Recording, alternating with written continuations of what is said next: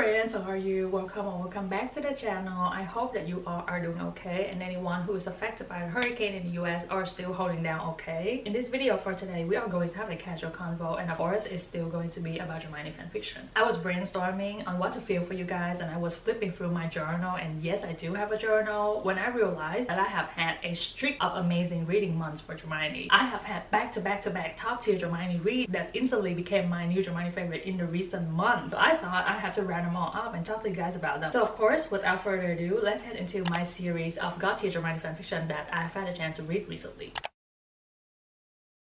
To start the video out, it's only right to mention the two stories that just completely took my breath away, rendered me into an emotional-less pudding. So they instantly become my new dramione favorite after I finished reading them. And you guys already know that they are Bloody Sudden Pathetic by What Mother and I Will Make You Proud by Where Does She Goes. I've talked about them extensively in details with unhinged behavior on this channel before, so I recommend checking out these two videos if you guys have not heard about this story and you guys want to read them. I guarantee you that these stories will be worth it. Whatever you are looking for, this story will have answer. I don't care what mood you're trying to read right now, just go ahead and read these two stories, because the only thing that I'll say to even nudge you a little bit more to read these two stories is that for someone like me who reads dramione a lot, I read dramione day in day out non-stop, and I only read dramione fanfiction, it's a little bit harder for me to find new dramione favorites now. But these two just instantly became my favorite after I finished reading them, so of course they deserve your read. Okay, so now speaking of instant dramione favorite, I have a third word. Can you believe it? I have another word that just completely took my breath away and rendered me into an emotionless pudding, and we have the Darkwood one by the Bee Moon. Now before I even say anything else, I need to say all of my thank you, all of my appreciation, all of my gratefulness for Rosie, one of our friends on here, for introducing this story to me and constantly reminding me to read this story, because you guys, this story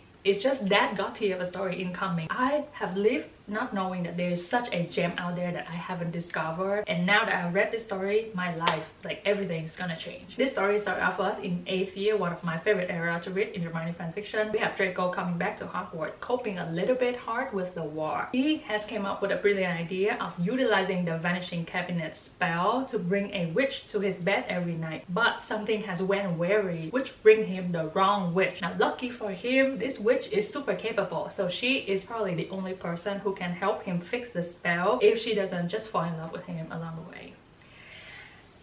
First of all, it starts out with 8th year, which is one of my favorite eras to read in dramione fanfiction. I think I've just said that earlier. And secondly, glaring from just the synopsis, you guys can tell that this story is going to be full of dark humor. The fact that Draco is using the vanishing cabinet spell for something else is just like beyond me. For someone like me who is just a chicken of a reader, I cannot do very dark stuff post-war, like of the trauma of like the realist stuff, but also I don't think they can come out of the war unscattered. So if they don't suffer a little bit post-war, like I just don't buy it either. Dark humor is the perfect middle ground for me personally, for the type of reader that I am, and also it's humor on top of everything. Who doesn't really want to laugh out loud while reading dramione fanfiction? Now, I'm no writer, but I was already alluding to this a little bit, but I think that dark humor is probably one of the most challenging things to do in writing. And the Bee Moon, she did it masterfully. She cooked and then she ate, she left no crumbs. You guys have probably already heard of the Bee Moon before, so none of these should came as a surprise to you. Her other work, the Gloriana Set, another 8th year story, it's just one of the pilot in the dramione community, and it's probably one of the most well recommended, well loved and well read 8th year dramione story out there. Admittedly, I didn't really have a good time with the Gloriana Set, and I don't think that I have finished that story yet, but the Darkwood one is just another story, and I feel like there are just so many things that I love about this story. Let's not talk about the quality, because you guys already know that she delivers, going to be like a god tier story in terms of quality. What stands out for me personally is the romance between Draco and Hermione. Draco and Hermione are built in this story with such realness. Obviously, I'm no witch and I have gone through no war, but the action, like the course of action that both of them take in this story, just makes so much sense to me. Something that I probably do myself if I was to be in their position. This story has dual POV and I just appreciate it so much. I'm almost so thankful for the fact that we get dual POV in this story, because we get to see both of them being idiots. Another thing with the characterization of Draco and Hermione, typically this is something very minor that I wouldn't talk about. The Bee Moon fan cast of Draco and Hermione is exactly exactly my fan cast with Draco and Hermione, meaning she used 6-year Draco and Hermione in her fic, and she has illustration or like photo of them within the story as well. It's just so easy for me to imagine because everything about the image just line up in my head, not just their character but also their appearance as well. So in the moment between Draco and Hermione are just delightful, you guys. For someone like me who's just a sucker for those intimacy, I'm just dead with this story. And with this story being an 8-year story, obviously we have other Hogwarts students there as well, and the Bemoon did so well with introducing each of those characters and building them with such characteristics. Every single character in this story holds a different color, they tell a different story, even though we have a variety of the other characters. What I love the most about this story is actually the fact that the story never strays very far from Dramione. It's another perfect middle ground for me personally, because I love to see other characters in Dramione as well, but I don't want the focus to stray very far away from Dramione. If I have to only use one word to describe this story, it has to be right. Everything about this story has no flaw. It's just so perfectly executed and it's just right. The writing, the plot, the details, and the romance between Draco and Hermione, even their touches just feel right to me. Like, I was just speed reading this story after I downloaded it to my phone. I just never stopped, and I was so engrossed in this story because it's just so exquisite and I'm just thoroughly in love. This is something, as I have already mentioned, instantly became one of my new Dramione favorite, and it will be something that I will remember for a long time to come. Next, I have something that is just so small but it packed a punch. We have Dawn plus Decay by A Prophecy Girl. This story started out for us with Draco being in isolation for more than a decade after the final battle at Hogwarts, with no company except the sentient manor. One day Hermione Granger show up at the manor, of course, and now the manor and the owner are both very excited to see her. I don't know if you guys have clocked this, but this story is a spin-off on the Beauty and the Beast. Beauty and the Beast is one of my favorite niche trope when it comes to Dramione fanfiction, and I don't know if it's because of the fact that I see Emma Watson herself, my own Hermione fan cast, in the yellow dress in the literal Beauty and the Beast or not, but I have been seeking out Beauty and the Beast story. But this story, Dawn plus Decay, easily take the cake on one of my favorite, if not the favorite, Beauty and the Beast spin-off that I have ever read. We have a Draco narrated story, and if you guys are in love with Draco narrated story in Dramione fanfiction, you guys will fall in love with this story because we have a narration that is precisely Draco. So Draco that you cannot deny that this is like your Draco, our Draco. This story is super short and it's also very fast-paced, and typically this combo will leave me feeling like the emotional part is a little bit crossover. It will leave me feeling like I wanted to feel more with the story, but this story is an exception. You guys know whenever you guys read a fan fiction and your heart feel like it's being squeezed, like your limbs are tight and tingle. That's the feeling that I get reading this little story. Now that I talked to you guys about this, I almost feel like it's an addiction on my part because I've always been chasing that feeling with Dramione fanfiction. I wanted to be that angsty. It was like physically felt by me. So we have already covered that this story is fast-paced, it's short, and it's done masterfully well. So if you guys are looking for some quick read right now, I recommend this story any day of the week. And this story, you guys already know, will be something that I remember forever just for how it makes me feel. Talking about emotion, the next read that I loved was Tremble the Park by Dark of the Moon. I put this story into my fall TBR, and obviously it was one of my most anticipated fic in the fall. Personally, come to associate Dark of the Moon with a mellower, angstier, more emotional read with tons of intimacy, ton of soft touches, and ton of that like soft romance that just pull at your heartstring. I've come to associate Dark of the Moon story with that vibe, and that was what I was looking for the fall, and so obviously I have to put Tremble the Park on my list, and obviously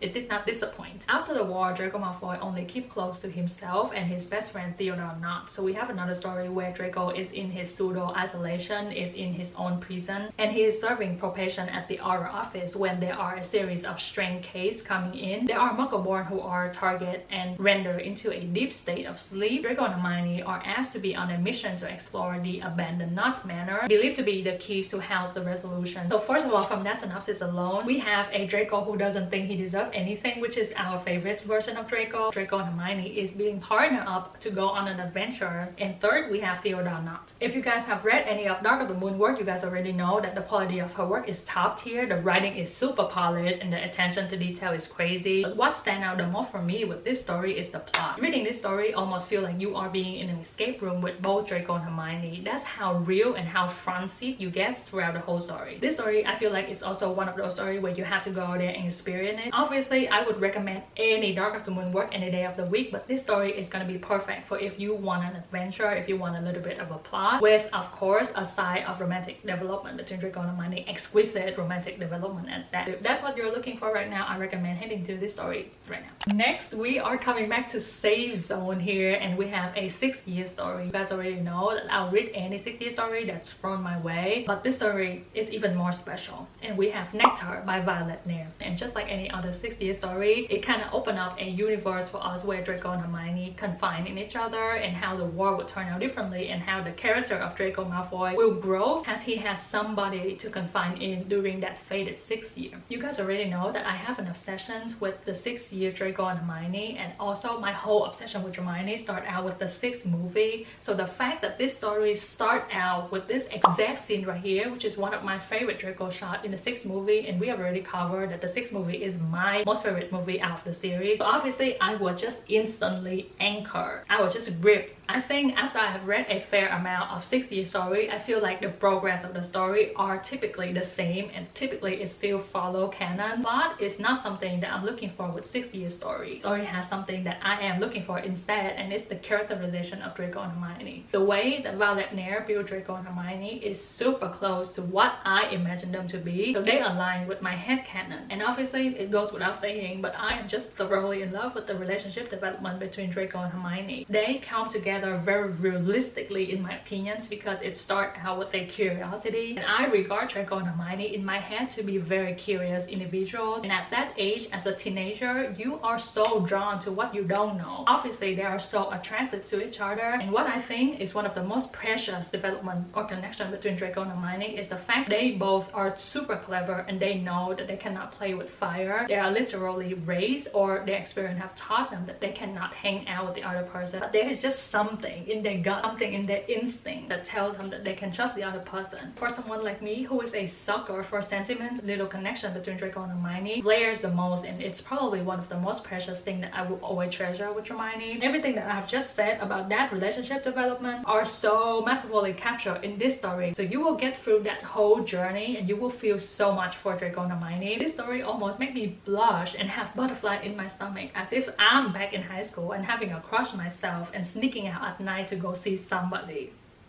If there's one thing that I need to say about Nectar is the fact that this story is the first in a series of work. Kind of put me in the mood like I haven't closed all the loops, I haven't closed out everything yet. But overall this story gave me such a good time, and it was super easy to give this story a 5-star read. I enjoyed this thoroughly, and I'm just so in love. The last god tier recommendations, or the last god tier thing that I've read recently, is The Hardest of Hurt by Willow and Scribe. Story, I don't know how to summarize for you guys just because of how much goes on in this story, and it's also one of the story that doesn't give anything away from the synopsis. So if you give me the synopsis of this story, I wouldn't expect anything to spiral out the way that it did. If I need to do a very bad job at summarizing this story, I would say that Draco and Hermione started out with a very reluctant partnership that soon becomes something else entirely. If you guys are looking for a story where they are partnered in crimes, where they are partnered up to solve some mystery, going on an adventure together, I feel like this story is going to be perfect for you just because of how much it has in store. The plot for this story is just so swirly. It has so many layers and it has so many players. You almost have to like grip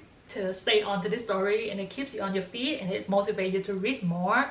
And in fact, I almost felt a little bit overwhelmed with how many things that was happening in this story and how the story progressed. The yearning between Draco and Hermione, like the pining and the wishing for more for Draco and Hermione amidst everything that's happening. Obviously they are both idiots in this story, as they are always in their story, but they are sentimental idiots in this, which make the whole experience very much more emotional. And you guys already know that I'm just a chaser of romance, so for some stories that are more plot heavy, I would typically lose interest. But this story, I feel like the romance or the relationship development between Draco and Hermione is still like a beacon. It's afloat on top of everything else that happened in the stories. Now overall, I feel like this story is just one of the safe choice when it comes to Dramione fanfiction. There's just no complaint about quality, plot details, romance between Draco and Hermione. Everything about the story is just perfect.